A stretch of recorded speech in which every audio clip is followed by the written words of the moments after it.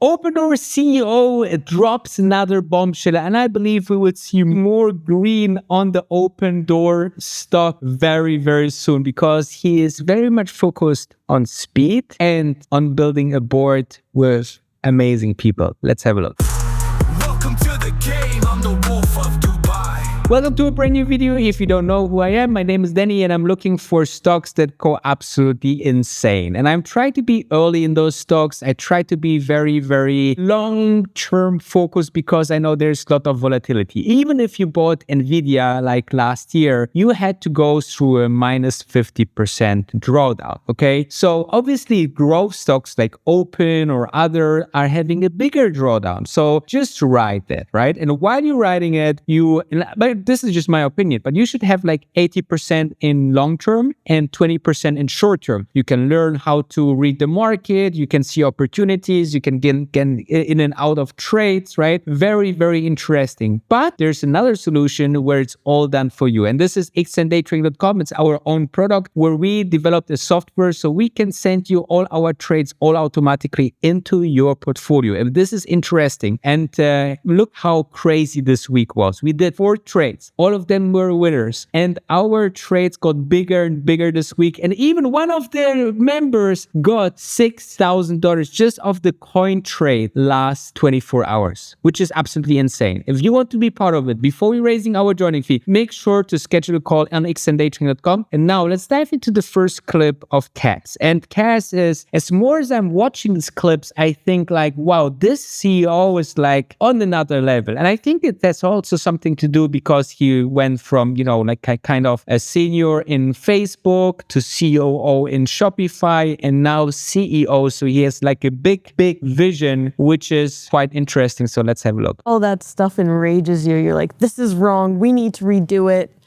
And I don't know. I feel like some people would feel they would hesitate towards taking that action. But why do you think it's so important to take action?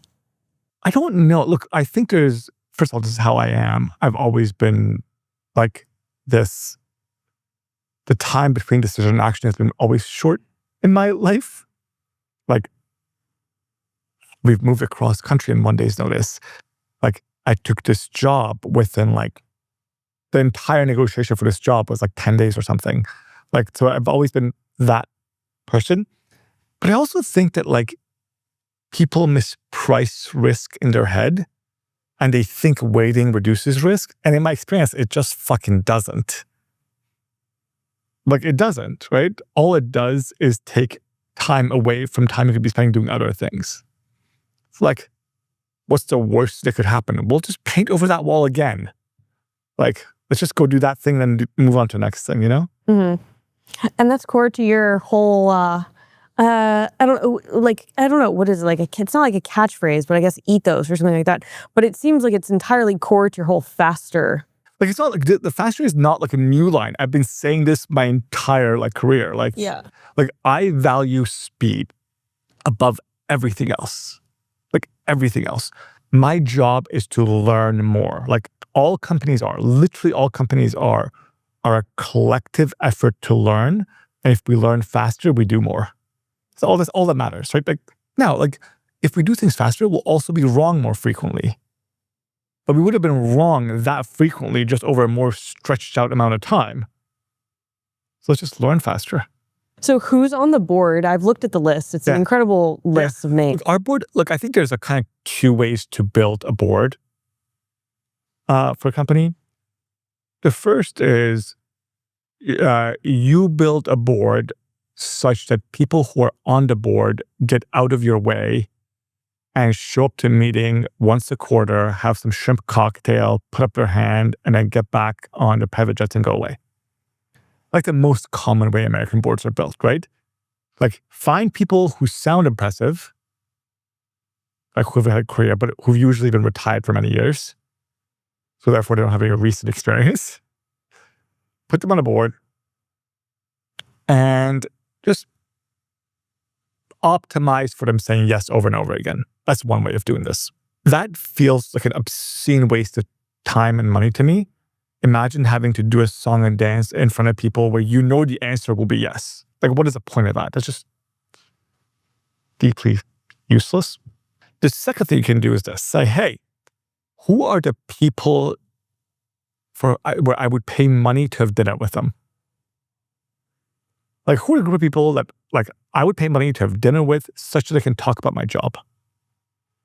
So I talked to one of our board members this morning. I talked to one board member yesterday. So my frequency of communication with the board is way higher than the average CEOs. But we also understand that like their job is to give advice and my job is to do things. And like I ask them for advice all the time. Like I think they thought I was kidding when I was saying they would get texts from me almost every day, but they do. And they're excellent. Just genuinely, I would put up our board against any other board. Like we have people who... Who's on it? So our lead independent director is Eric Federer, who is from Lennar, one of the greatest companies in the history of America, the largest builder in America.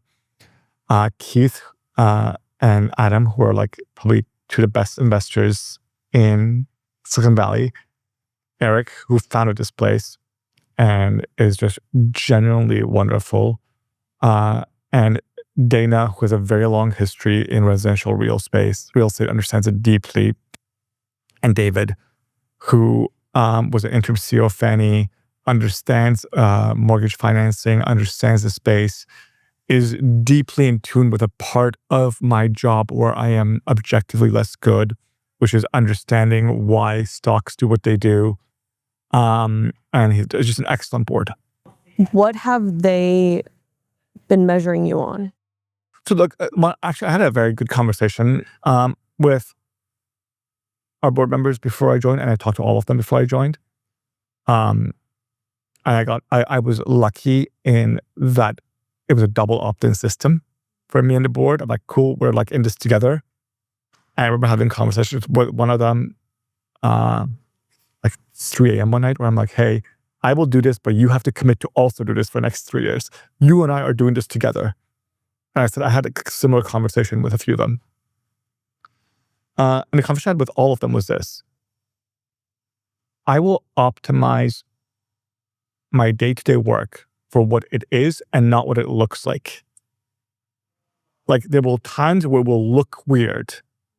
And my ask of you is always ask, is this actually weird or does it look weird? If it looks weird, please give me a rope. If it is weird, push back, ask me questions. So that's been like primary back and forth. And so what we have is a more involved conversation where like we don't go from like 3 months without talking. Like I think for my first month on a job, I talked to one board member at least every day. Because like we were like, look, when I got here, the company's balance sheet had like a ticking time bomb on it. Like it wasn't obvious how the company was going to survive that ticking time bomb. Now, luckily, we've cleaned it up. The balance sheet is incredibly healthy. But for the first like 10 days, it was just not that obvious. So as you can see, for him, the most important is the speed, which I totally agree. Sometimes you have to just go fast to profitability, fast to AI. And then I think it's always like either you have speed or you have quality, right? And at some point you want to go more speed and less quality and say, okay, we will fix that a little bit later. It's still good enough, right? You go fast until things go to break. Let's have a look. For example, let's say you are in a very important sports car, okay? And the sports car goes like extremely fast. And then you want to go fast to a destination. But what happens is essentially on the, way your windshield breaks or your mirror goes away, right? But if a tire goes a little bit wacky, you need to go to fix the tire because it's, important to go even further with the car, right? So in this kind of way. The second part he talks about is very interesting. He said, like, build your board with people that you